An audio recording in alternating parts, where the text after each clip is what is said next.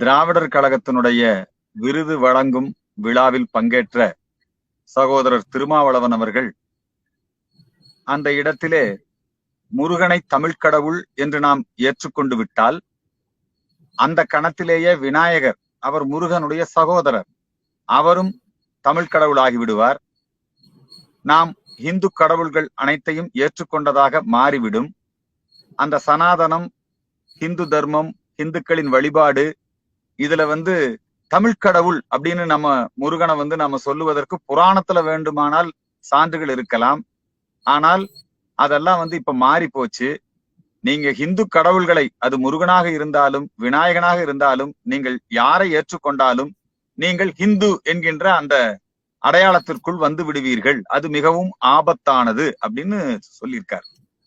உண்மையிலேயே நான் அவரை பாராட்டுறேன். உண்மைதான், நம்முடைய கடவுள்களுக்கு மொழி பேதம் எல்லாம் கிடையாது.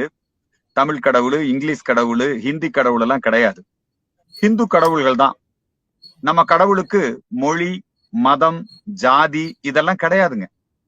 ஆனா நிறைய பேர் அதுக்கு மதம் கற்பிப்பது, ஜாதி கற்பிப்பது, மொழி கற்பிப்பது, நம்ம கடவுளை வச்சு ஒன்றே குலம் ஒருவனே தேவன் என்கின்ற அடிப்படையில நம்ம ஒன்று சேரணும். அதுதான் நம்முடைய சனாதன தர்மம், அதுதான் நம்முடைய இந்து தர்மம். இப்ப இந்த ஹிந்துங்கிற வார்த்தை எல்லா மக்களையும் ஒன்றுபடுத்துது அப்படிங்கிறது நீண்ட காலமாகவே திருமாவளவனுக்கு ஒரு பெரிய அச்ச உணர்வு ஏற்பட்டிருக்கு. நிறைய பேர் இப்ப தமிழ் தேசியம் அப்படின்னு சொல்லி கொண்டு அவங்க முருகன் தமிழ் கடவுளு, விநாயகர் ஆரிய கடவுளு, இப்படி எல்லாம் சொல்லிட்டு இருக்காங்க. ஈவேரா கடவுள் இல்ல, விநாயகர் இல்ல, முருகன் இல்ல, எல்லாரையும் சொன்னாரு. ஈவேரா தமிழ்தாய் வாழ்த்து பாடுவதையே எதிர்த்தார். ஏற்கனவே நாங்க பாரத தாய் வாழ்த்தையே ஏத்துக்கல, இதுல தமிழ்தாய் என்ன அப்படின்னு சொல்லி எல்லாம் ஈவேரா கேட்டாரு. ஈவேராவுடைய அந்த விருது வாங்கும் விழாவுல திருமாவளவன் ஈவேராவுடைய கருத்தை பேசியிருக்காரு. அதுக்காக நான் முதல்ல அவருக்கு பாராட்டும் நன்றியும் தெரிவிச்சுக்கிறேன். ஆனா விநாயகரையும் முருகனையும் இழிவுபடுத்தக்கூடிய உரிமை யாருக்கு அவர் கொடுத்தாங்க? இந்த இடத்துல நான் கேள்வியை முன்வைக்கிறேன். முருகப்பெருமான் தமிழ் கடவுள் என்று சொல்லிக் கொண்டிருக்கக்கூடியவர்கள் வேண்டுமென்றே விநாயகருக்கு ஆரிய கடவுள், சமஸ்கிருத கடவுள், வடநாட்டு கடவுள் அப்படி எல்லாம் சாயம் பூசுறாங்க. அவ்வை பாட்டி சங்க காலத்திலயும் இருந்திருக்காங்க, வரலாற்று காலத்திலயும் இருக்காங்க, காப்பிய காலத்திலயும் இருக்காங்க. வரலாறு நெடுக பரம்பு மன்னன் பாரி அங்க ஔவையார் இருந்திருக்கிறாங்க. இது பத்தி நிறைய ஆதாரங்கள் இருக்கு. அந்த ஔவையார என்ன சொல்றாங்கன்னா, இப்ப தமிழ் கடவுள் முருகன் அப்படின்னா அந்த தமிழையே ஔவையார் யார்கிட்ட கேட்கிறாங்கன்னா, பாலும் தெளிதேனும் பாகும் பருப்பும் இவை நாளும் கலந்து நான் உனக்கு தருவேன், கோலம் செய் துங்க கரிமுகத்து தூமணியே நீ எனக்கு சங்கத்தமிழ் மூன்றும் தாங்குறாங்க. விநாயக பெருமானுக்கும் தமிழுக்கும் நிறைய சம்பந்தம் உண்டு. விநாயக பெருமானும் மிக ஒரு முக்கியமான கடவுள், நம்முடைய இந்து சமயத்துல முழுமுதற் கடவுள். அதே மாதிரி சிவபெருமான் எடுத்துக்கிட்டீங்கன்னு வச்சுக்கோங்க, ஆரியன் கண்டாய் தமிழன் கண்டாய் ஆரியமும் தமிழும் ஆனான் கண்டாய் பாசமாம் பற்றறுத்து பாரிக்கும் ஆரியனே அப்படின்னு சிவபெருமானும் சங்கம் வைத்து தமிழ் வளர்த்தவர். நம்முடைய தமிழ்நாட்டில் இருக்கக்கூடிய எல்லா கடவுளுமே தமிழுக்கு உரிமையானவர்கள். தமிழ் மொழி நம்முடைய கடவுள்கள் அனைத்தையும் ஏற்றியும் போற்றியும் நமக்கு கற்பித்திருக்கிறது. அதனால இந்த மொழியின் பெயரால பிரிவினைவாதம் பேசக்கூடியவர்களுக்கு இது ஒரு நல்ல பாடம். இன்னொன்னு, நம்முடைய ராமாயணத்தையும் மகாபாரதத்தையும் குலதெய்வ வழிபாட்டின் மீது ஏற்றி சொல்லி விடுகிறார்கள் அப்படின்னு சொல்லி சொல்றாங்க. தொல்காப்பியம் என்பது ஐவகை நிலங்களாக நம்முடைய தமிழ் சமுதாயத்தினுடைய அந்த வாழ்விற்கு இலக்கணம் வகுக்கின்ற பொழுது தொல்காப்பியம் என்ன சொல்லுதுன்னா, மாயோன் மேய மைவரை உலகம் என்று சொல்லுகிறது. மாயோன் மேய மைவரை உலகம், சேயோன் மேய காடுரை உலகம் என்று சொல்லுகிறது. அதுல மாயோன் அப்படின்னா யாருன்னா கிருஷ்ணர் தான் மாயோன். அந்த முல்லை நில கடவுளாகிய அந்த மாயோன் நமக்கு மட்டுமல்ல, நம்ம திருமாவளவனுக்கும் அவங்களுடைய குலத்திற்கும் அவங்கதான் குல தெய்வம். திருமா அப்படின்னா அது யாருன்னா பெருமாளை குறிக்கிறது, வளவன்னா மன்னனை குறிக்கிறது ஆச்சுங்களா. இந்த குலதெய்வ வழிபாட்டுல ஏதோ ராமாயணத்தையும் மகாபாரதத்தையும் திணிக்கிறாங்க அப்படிங்கிற மாதிரி திருமாவளவன் பேசி இருக்கிறது அவருடைய தமிழ் சம்பந்தமான அவருடைய அறிவு குறைவை காட்டுகிறது. வெல்போர் ராமன் அப்படின்னு சொல்லி நம்முடைய சங்க இலக்கியங்கள் ராமபிரானையும் ராமாயணம் மகாபாரதம் தொடர்பான பல்வேறு விதமான செய்திகள் சிலப்பதிகாரத்தில் இடம்பெற்றிருக்கு. நம்முடைய எல்லா விதமான இலக்கியங்கள்லையும் புராணங்கள்லையும் இதிகாசங்கள்லையும். ஏனென்றால் இந்த மண் ராமனுடைய மண்ங்க, ராமநாதபுரம் இங்க இருக்கு, ராமேஸ்வரம், அயோத்தியில கூட ராமனுக்குன்னு நாடு கிடையாது. ஆனா இந்த தமிழகத்துல ராமன் நாடு. இது ராமன் நடந்த பூமி, கண்ணன் நடந்த பூமி, பீமன் நடந்த பூமி. இது ராமாயண நாடு, மகாபாரத நாடு இந்த தமிழ்நாடு. புரியுதுங்களா? எங்க பார்த்தாலும் ராமாயணத்தோட தொடர்புடைய ஆலயங்கள் இருக்கும், ராமாயணத்தோடு தொடர்புடைய ஊர்கள் இருக்கும் இந்த தமிழ்நாட்டுல. ஆகவே ராமாயணத்தையும் மகாபாரதத்தையும் குலதெய்வங்கள் யாருங்க? நாங்கெல்லாம் மூதாதையர். எம்பெருமான் நம்முடைய பரமாத்மா, அதனுடைய அங்கங்கள் தான் ஜீவாத்மா. அதுதான் 3 பெரும் தத்துவங்கள். வேண்டுமென்றே உள்நோக்கத்தோடு திராவிடர் கழகத்தினுடைய மேடையில இருந்துகிட்டு கடவுள் மறுப்பை பத்தி பேசுறாரு. சரி, முருகன் தமிழ் கடவுள் அப்படின்னு நீங்க ஒத்துக்கிட்டாலும் ஒரு வாதத்துக்கு ஒத்துக்கிறேங்கிறீங்க. அப்புறம் விநாயகர் என்ன இந்தி கடவுளான்னு கேக்குறீங்க. நான் கேக்குறேன், அல்லாஹ் என்ன தமிழ் கடவுளா? நீங்க படித்தவர், PhD பண்ணிருக்கீங்க. மதமாற்றத்தை முறியடிக்கிறதுக்கு இஸ்லாம் தான் தீர்வுங்கிறீங்க. ரம்ஜான் வந்தா நீங்க ரம்ஜான் நோன்பு கடைபிடிக்கிறீங்க, உங்க கட்சி சார்பிலேயே நோன்பு திறக்கிறீங்க. அதே மாதிரி கிறிஸ்துமஸ் விழாக்கள் உங்க கட்சி சார்பிலேயே நடத்துறீங்க. அங்கெல்லாம் போய் இயேசுநாதர் தமிழ் கடவுளா அல்லது அல்லாஹ் தமிழ் கடவுளா நீங்க கேட்பீங்களா? கேட்கிற துணிச்சல் உங்களுக்கு இருக்கா? வேண்டுமென்றே தொடர்ந்து திருமாவளவன் இந்து சமயம் குறித்தும் இந்து கடவுள்கள் குறித்தும் தொடர்ந்து அவமானப்படுத்தியும் இழிவுபடுத்தியும் பேசி வருகிறார். இது அவருடைய இயக்கத்தில் இருக்கக்கூடிய அந்த இளைஞர்கள் புரிந்து கொள்ள வேண்டும். அம்பேத்கருடைய கொள்கைகளை ஏற்றுக்கொள்வதாக அவர் சொல்லிவிட்டு அம்பேத்கருடைய படத்தை போட்டுவிட்டு அவர் எப்ப பார்த்தாலும் அவர் இந்த ஈவே ராமசாமி அவருடைய கொள்கைகளைத்தான் முன்னிறுத்துகின்றார். இது சரியல்ல. ஈவேரா கொள்கை வேறு, அம்பேத்கர் கொள்கை வேறு. அவர் தன்னை ஒரு ஈவேரா, நான் ஒரு பெரியாரிஸ்ட், நான் ஒரு திராவிடர் கழகம் அப்படின்னு அவர் சொல்லிக்கிட்டா அதுல மாற்று கருத்து இல்ல. ஏன்னா திராவிடர் கழகம் தான் இப்படி பேசிட்டு இருப்பாங்க.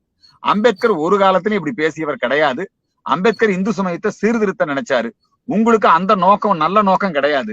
நீங்க இஸ்லாமிய கிறிஸ்தவ அந்த மத அடிப்படைவாத சக்திகளோடு அப்துல் கலாமோடு நீங்க கூட்டு வச்சுக்கிட்டா, நல்ல இஸ்லாமியர்களோடு நீங்க நட்பு வச்சுக்கிட்டா பாராட்டுறோம். ஆனா நீங்க மத அடிப்படைவாத இஸ்லாமியர்களோடு அவர்கள் போட்டு கொடுக்கக்கூடிய மேடையில போய் நின்னுகிட்டு நீங்க இந்த திராவிடர் கழகத்துக்காரங்க பண்ற மாதிரி இந்த வேலையை பண்றாரு. திருமாவளவனுக்கு என்னுடைய வன்மையான கண்டனத்தை நான் தெரிவிச்சுக்கிறேன். நம்முடைய கடவுள்கள்ல மொழி பேதம் கிடையாது. நம்ம கடவுள் எல்லா மொழிக்கும் உரித்தானவர். எந்த மொழியில வேண்டுனாலும் நம்முடைய கடவுள் நமக்கு அருள் பாலிப்பார். நமக்கு ஒண்ணு இங்கிலீஷ் கடவுள், தமிழ் கடவுள், இந்தி கடவுள் எல்லாம் கிடையாது. அது கரெக்ட் தான். அது ஈவேராம அப்படித்தான் சொல்லிட்டு இருந்தாரு. அவர் தமிழ்தாய் வாழ்த்தையெல்லாம் ஒருபோதும் ஈவேரா ஒத்துக்கிட்டது இல்ல. வேணும்னே ஓட்டு வாங்கணுங்கிறதுக்காக சில தமிழ் தேசியம் பேசி கொண்டிருக்கின்ற, அதெல்லாம் போலி தமிழ் தேசியம். தமிழ வேற இந்து வேற எல்லாம் கிடையாது. இவரு திருமாவளவன் அவங்களுக்கு ஒரு நல்ல செக் வச்சிருக்காரு. நான் உண்மையிலேயே வரவேற்கிறேன். ஆனா திருமாவளவன் தொடர்ந்து இந்து கடவுள்கள் ஏதோ குலதெய்வ வழிபாடு அப்படின்னு வந்தாலே அது தப்பு. நீங்க அப்படி சொல்லக்கூடிய திருமாவளவன் என்ன பண்றாரு? அவங்க அக்கா காலமானாங்க. காலமான போது இஸ்லாமிய முறைப்படி, கிறிஸ்தவ முறைப்படி, அதே மாதிரி அவங்க அக்கா கிறிஸ்தவரா இருந்தனால கிறிஸ்தவ முறைப்படி இறுதி சடங்கெல்லாம் செஞ்சாங்க. செஞ்சதுக்கு அப்புறம் இவர் தன்னுடைய குல வழக்கப்படியும் செஞ்சார். அது நீங்க பார்த்திருப்பீங்க. இந்த ரெட்டை வேஷம் போடுறது அது ஒருத்தருக்கு ஒரு நாக்கு தான் இருக்கணும். திருமாவளவனுக்கு பல நாக்கு. அவரு திமுக மேடைக்கு போனா தீக்காக்கு தகுந்தபடி பேசுறாரு. இஸ்லாமியர்கள் மேடைக்கு போனாங்கன்னு வச்சுக்கோங்க, அங்க போய் நின்னுகிட்டு இந்துக்களை கேவலப்படுத்தி பேசுறாரு. கிறிஸ்தவர்கள் மேடைக்கு போனாலும் இதே வேலைத்தான் பண்றாரு. இந்த சாதி மத அரசியல் அவர் இது நடத்துவதை அவர் கைவிடணும். இது ரொம்ப தவறு. தொடர்ந்து இந்துக்களை குறிவைத்து அவர் பேசிக்கிட்டே இருக்காரு. ஹிந்து தமிழர்கள் நீண்ட காலம் இதை வேடிக்கை பார்க்க மாட்டாங்க. படிச்சவன் பாவம் பண்ணான்னு வச்சுக்கோங்க, போவான் ஐயோன்னு போவான்னு சொல்றாங்க. இவரு விவரம் தெரிஞ்சிருந்தும் காசுக்காகவும் ஒரு துரோகமா மாறிக்கிட்டு இருக்காரு. அம்பேத்கர் அப்படி எல்லாம் பண்ணவே இல்லைங்க. இவர் ரொம்ப தப்பா இந்த நடவடிக்கைகளை எடுத்துக்கிட்டு இருக்காரு. அவருடைய பேச்சுக்கு என்னுடைய உண்மையான கண்டனத்தை தெரிவிச்சுக்கிறேன். அவர் தன்னை யாருங்கிறத அடையாளப்படுத்தி இருக்காரு. இந்து தமிழர்கள், குறிப்பாக பட்டியலின சமுதாயத்தை சேர்ந்த அந்த இளைஞர்கள், சிவனுடைய அம்சம்ங்க பறையர் குலம்ங்கிறது. அந்த சிவாம்சமா இருக்கக்கூடிய, சிவனியத்தின் நீட்சியாக இருக்கக்கூடிய அந்த பறையர்கள், ஹரிச்சந்திர மகாராஜா அந்த வம்சத்தை சார்ந்தவங்க இவங்க. புரியுதுங்களா? அப்படிப்பட்ட அந்த பறையர் குல இளைஞர்கள் இந்த திருமாவளவனை புறக்கணிக்க வேண்டும். நாம் ஒன்றே குலம் ஒருவனே தேவன் என்பது நம்முடைய அற்புதமான நம்முடைய தர்மம். இந்த சனாதன தர்மத்தை பாதுகாக்கணும். இதை அழிப்பதற்கு திருமாவளவன் துணை போய் கொண்டிருக்கிறார். ஆனா அதே நேரத்துல உண்மை நல்லா இந்த சீமான் மாதிரி ஆளுகள் தமிழ் கடவுள்னு சொல்லி புதுசு புதுசா தமிழ முப்பாட்டன் அது இதெல்லாம் போட்டிருக்காங்க இல்லையா? தைப்பூசத்துக்கு விடுமுறை விட்டுட்டா அதுல முதலமைச்சரை வேற கிண்டல் பண்றாரு. தைப்பூசத்துக்கு விடுமுறை விட்டுட்டா முருகனுக்கு அல்லது தமிழனுக்கு மரியாதை செலுத்தினதா ஆயிருமான்னு கேக்குறாரு. எப்ப ரம்ஜானுக்கு விடுமுறை விடுறாங்க? பக்ரீத்துக்கு விடுமுறை விடுறாங்க, அதே மாதிரி மிலாடி நபிக்கு விடுமுறை விடுறாங்க. அப்ப மிலாடி நபிக்கு விடுமுறை கொடுத்துட்டா இஸ்லாமிய தமிழர்களை கௌரவப்படுத்தினதா ஆயிருமா? இது ரொம்ப மத காழ்ப்புணர்வு கண்ணோட்டத்தோட ரொம்ப மோசமான நடவடிக்கை திருமாவளவனுடைய நடவடிக்கை. இதை நாங்கள் தொடர்ந்து மக்கள் மத்தியில அம்பலப்படுத்துவோம். அரசாங்கம் இதை இப்படியே வேடிக்கை பார்த்துக்கிட்டே இருக்கக்கூடாது. இஸ்லாம் அல்லது கிறிஸ்தவ சமயம் தொடர்பாக ஏதாவது ஒரு புண்படுற மாதிரி கருத்து சொன்னாங்கன்னா உடனடியா நடவடிக்கை எடுக்கிறீங்கல்ல, உடனடியா நடவடிக்கை எடுக்கிறீங்க. ஏன் இந்து சமயத்தை தொடர்ந்து அவமானப்படுத்திட்டே இருக்காரு, மத உணர்வுகளை புண்படுத்திட்டே இருக்காரு? இந்த திராவிடர் கழகத்தின் மேலையும் திருமாவளவன் மேலையும் ஏன் நடவடிக்கை எடுக்கல? இது எங்களுடைய கேள்வி. அரசாங்கம் துணிந்து அவர் மீது நடவடிக்கை எடுக்க வேண்டும், அவருக்கு சட்டப்படியான தண்டனை கொடுக்க வேண்டும். அவரை எதிர்த்து நாங்கள் அவருடைய கருத்தை எதிர்த்து, தனிப்பட்ட திருமாவளவனுக்கு எங்களுக்கு எந்த பிரச்சனையும் கிடையாது. அவர் இந்த மாதிரி தொடர்ந்து இந்து கடவுள்களை, அவருடைய கட்சியில் இருக்கிறவங்க வழிபடக்கூடிய கடவுளை அவமானப்படுத்திக்கிட்டே இருக்காரு. சகோதரர் திருமாவளவன் தன்னுடைய பேச்சினூடே ஒரு மிக முக்கியமான விஷயத்தை குறிப்பிடுகிறார். 2 பேரும் ஒரே அம்மா அப்பாவுக்கு பிறந்தவங்க, முருகனும் விநாயகனும் அண்ணன் தம்பி. அப்ப தம்பி தமிழ் கடவுள், முருகன் என்ன இந்தி கடவுளா? ஒரே அப்பனாத்தாளுக்கு தானே பிறந்தவங்க அப்படிங்கிற மாதிரி எல்லாம் பேசுறாரு. இந்து சமயத்துல உருவ வழிபாடு என்பது மிக முக்கியமான ஒரு தத்துவம். இங்க உருவ வழிபாடு இருக்கு, உருவமும் அருவமும் கலந்த லிங்க வழிபாடு இருக்கு, ஜோதி வழிபாடு இருக்கு, பல்வேறு விதமான வழிபாட்டு முறைகள் இருக்கிறது. சிவ தத்துவமும் சக்தி தத்துவமும் அதே மாதிரி முருகனுடைய தத்துவம், இதெல்லாம் நாம நம்முடைய பாமர மக்களுக்கு புரியக்கூடிய வகையில அதுக்கு அவரு திருவிளையாடல் படத்தினுடைய உதாரணத்தை வேற சொல்றாரு. மாம்பழத்தை கொடுத்து அந்த பழத்தினால பிரிவினை வந்தது அப்படிங்கிற மாதிரி எல்லாம் அந்த திருவிளையாடல் படத்துல ஒரு அடையாளமா மாங்கனி, அது ஞானப்பழம். ஞானப்பழம்ங்கிறது எங்க? அது ஞானப்பழம்ங்கிறது முதிர்ந்த ஞானத்தினுடைய அடையாளம். அதுக்கு ஒரு மாங்கனியை வச்சிருந்தாங்க, புரியுதுங்களா? நாரதர் கொண்டு கொடுக்குற மாதிரி. அது முழுக்க முழுக்க அந்த உருவ வழிபாட்டை கடந்து நாம் உள்ளே செல்லுகிற பொழுது, கடந்து உள்ளே செல்லுகிற பொழுதுதான் கடவுள்னு நம்ம ஏன் சொல்றோம்? அதனாலதான் சிவ தத்துவம்னா என்ன, அது பத்தி நிறைய நான் ஒரு சமய சொற்பொழிவே நிகழ்த்தணும். சக்தி தத்துவமா என்ன, சிவமும் சக்தியும் சேர்ந்தா என்ன? முருகப்பெருமானுடைய பிறப்பு என்பது சிவபெருமானுடைய நெற்றிக்கண்ணில இருந்து அவர் அந்த சிதறிய அந்த நெருப்பு துகள்கள், அதுதான் கதிர். அதுதான் என்னாச்சுன்னா 6 தாமரை பூவிலே விழுந்து, இவங்கெல்லாம் நம்ம கடவுள் எல்லாம் யோனி பிறப்பு கிடையாதுங்க. நம்முடைய கடவுள்கள் எல்லாம் அதே மாதிரி விநாயகருடைய வழிபாடுனா அந்த விநாயகர் எப்படி தோன்றினார்? அவர் ஓம்கார சொரூபம். முருகப்பெருமான் அழகு கடவுள், விநாயக பெருமான் ஞான கடவுளுங்க. அழகு அப்படின்னா முருகன். அந்த அழகான முருகனுக்கு அறிவு அப்படிங்கிறது வேலாயுதம். அந்த வேலை அவங்க அம்மா கொடுக்குறாங்க. சோ இதெல்லாம் உருவ வழிபாட்டுல ரொம்ப உள்ள உருவம்னா, இப்ப வேல் அப்படின்னா அது என்ன, ரவுடிகள் கையில இந்த சீமான் படம் போட்டிருப்பாரு பாத்தீங்களா? அந்த ஆடு மாடு மேய்க்கிறவன் கையில வச்சிருக்கிற குத்திட்டி மாதிரி படம் போட்டிருப்பாரு. முருகப்பெருமானுடைய வேல். வேல் அதனுடைய சின்னம் இல்ல, வேல் தமிழினுடைய சின்னம். வேல் அறிவினுடைய சின்னம். அறிவு கூர்மையா இருக்கணும், அகந்து இருக்கணும், ஆழமா இருக்கணும். இந்த உருவ வழிபாட்டுக்குள்ள பல்வேறு விஷயம் இருக்கு. ஏன் முருகன் சேவல் கொடியோனா இருக்காரு? ஏன் முருகனுக்கு ஆடு வாகனமா இருந்தது? ஏன் யானை வாகனமா இருந்தது? இதெல்லாம் நிறைய பல்வேறு விஷயங்கள். மயிலும் சேவலும் எப்படி வாகனமாச்சு? அவர் அசுரர்களை அழித்த பிறகு அருளுதல்.